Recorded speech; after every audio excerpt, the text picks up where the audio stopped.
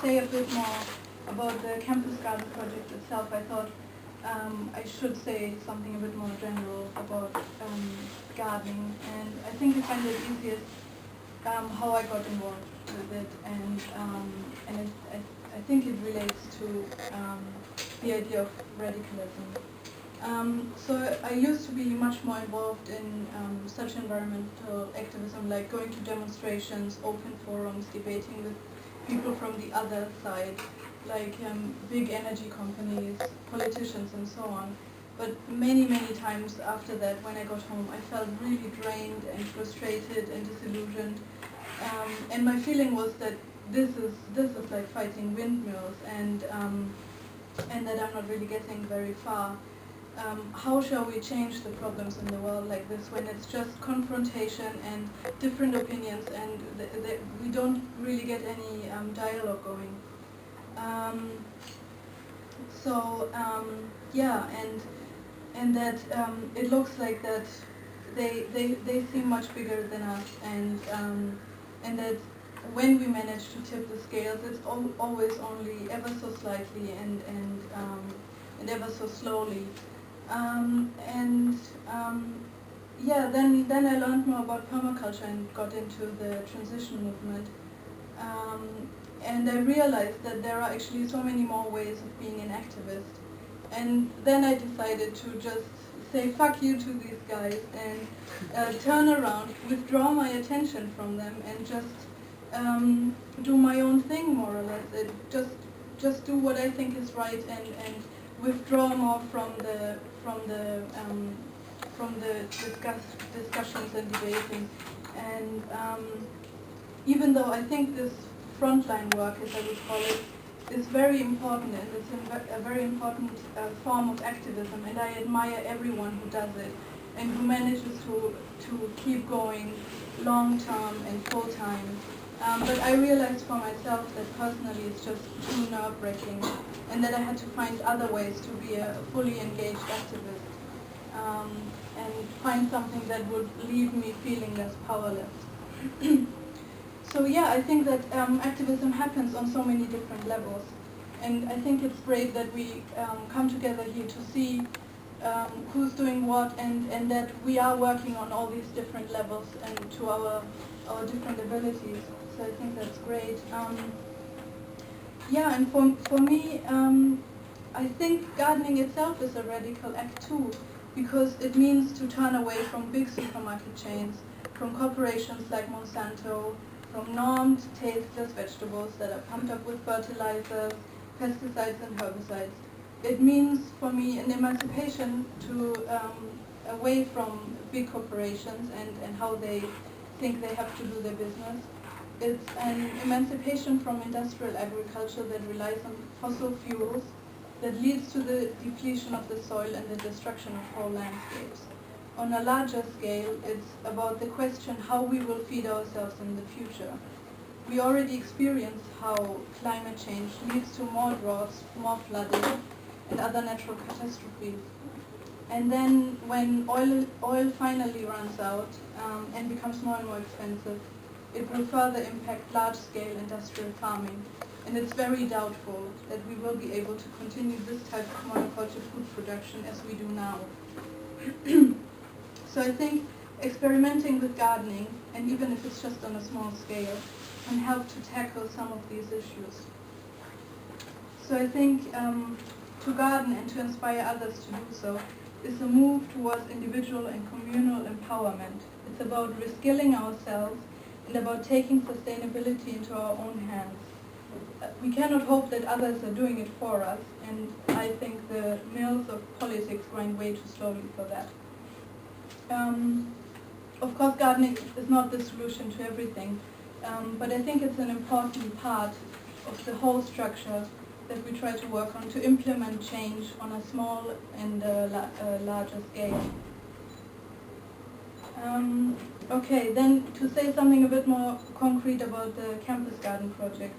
It has been set up about 3 years ago, and since then it's managed by its members without too much interference from the university. It's open to all staff and students alike, and we invite families that everything is always readily available at all times.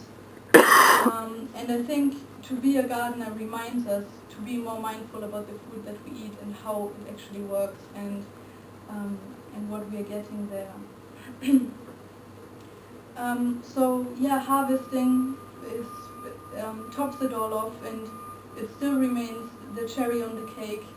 So that's still one of the nicest aspects of gardening. So yeah, here we have a few photos of what we harvested in the past, just to give you an idea. Yeah, and at the moment we are working on restructuring the garden, and we use permaculture design principles to plan a new layout.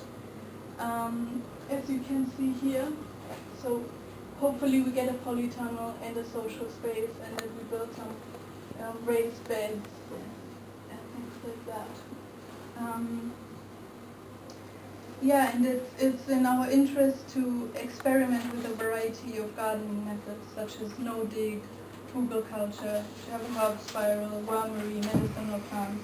And the newest idea is to have a Neolithic plot, so to experiment a bit with ancient farming methods and see how that goes.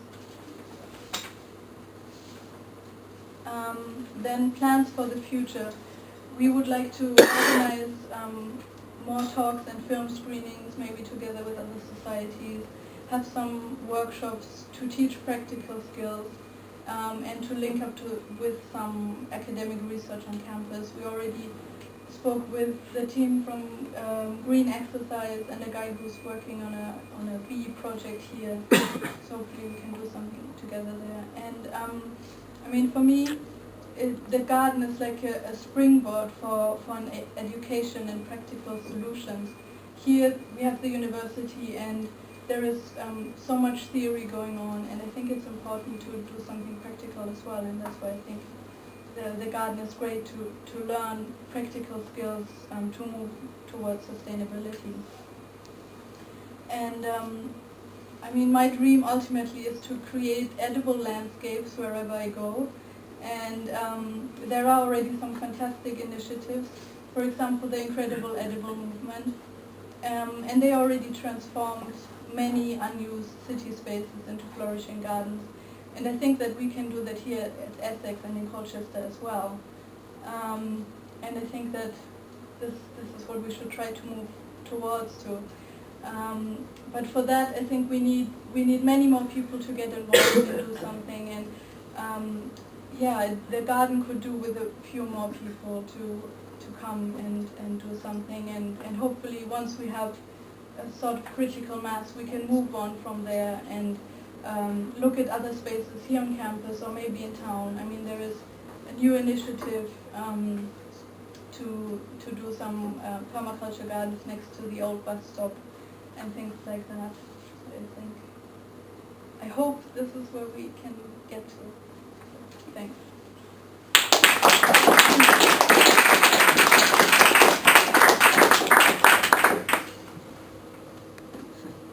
When is it? Do you meet? Pardon? When do you meet? We usually go up there during the weekend. At the moment, it's Saturdays. So you Saturdays around 1, maybe during the winter a bit earlier. But at the moment, we have to see when we get the raised beds. So we're not meeting now, but we want to have a meeting about discussing what kind of seeds we want to buy in and what we want to grow where next spring and then next season. So yeah, if we also have a Facebook page, of course. So yeah, if you just check there, then we will advertise what we're doing at the moment.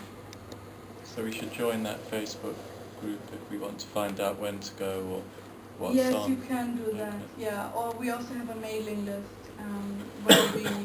where we send around other things that are happening at the same time, other groups, what they are doing, and other things that you can get involved in. So yeah, if you're interested, please come to me and you can sign up for the mailing list.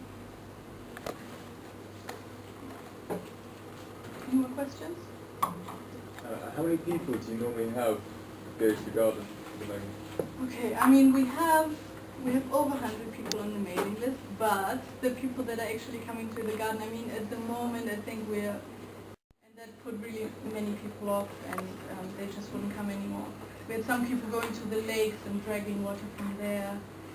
We would find taps scattered around, but then the university keeps switching them off after we found them.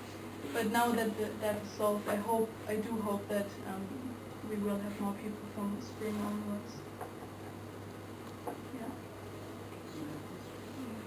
Yeah. How are you engaging with the university? We are in contact with estates management, and they did ask us to formalize everything a little bit more, which is annoying. So we have to have risk assessment forms and things like that from now on. But otherwise, they more or less leave us alone, and But we are talking to estates. There is Dan Dempsey, for example, and now there is he wants to have a front runner position for the campus garden. So I think there might be more links there. And, that maybe that we get some money from them as well. Until now, we just manage everything by ourselves. So, do you have to go to the university with a set plan, like this is what we want? Or is it more organic? That's what I did a few weeks ago, but then they said that budgets have already been set for this year, so not too much time. It is quite, with them it is quite formal. But basically, for the past 3 years, we've done what we wanted. Like, exactly. we were small groups, or some were like individuals or couples, others were small groups of varying sizes, and we just planted some. Anarchism practice, I guess. So just everyone could have as much, or there was plenty of space. Everyone could have either one plot or several plots to work on. So, and there were, of course, now there's a bit less people, but there were more around 20 people, I think, a year ago or 2 years ago, full staff and students and friends. When you harvest, how much do you think how much? It depends. I mean, that we run it communally, we only want to start with that from spring onwards, basically. So, people have different amounts of what they harvested.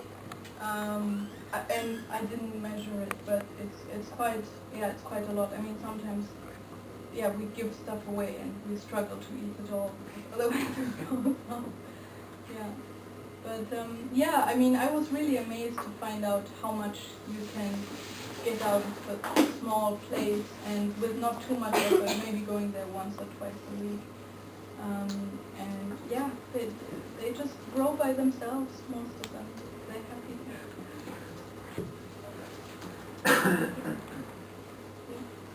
As this is like an activism forum, could you explain what is the management's position on this? What do we need to do to convince them? What do you think that is? What do you mean convince them to give us money, or? No, just what's their position? Are they afraid of giving us stuff, or are they relenting? No. I mean, when I talked with them, I was worried that it might get confrontational or anything like that, but I felt spoken to on the same level somehow. They were asking us, what do we want? How do we imagine it to be? At the beginning, they had the idea to charge people for it, and we really didn't want that. And they said, okay, fine. If this is not what you want, then just continue doing it the way you did. So I was pleasantly surprised by that. I mean, I do think they don't want it to turn into a complete mess. But generally, I think they will leave us alone from most of it. I mean, if we, for big structures or anything, we have to ask them what other way. But I'm just wondering, going forward, what do we need to do? How can we engage everyone? Get them all to contribute to the process.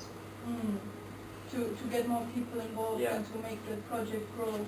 I mean, I think it's, first of all, it's down to us that we have more people getting involved, so that the space is getting too small, and that we say, look, we need more space. We want to grow more food, and then maybe move from there. But I think first of all, it's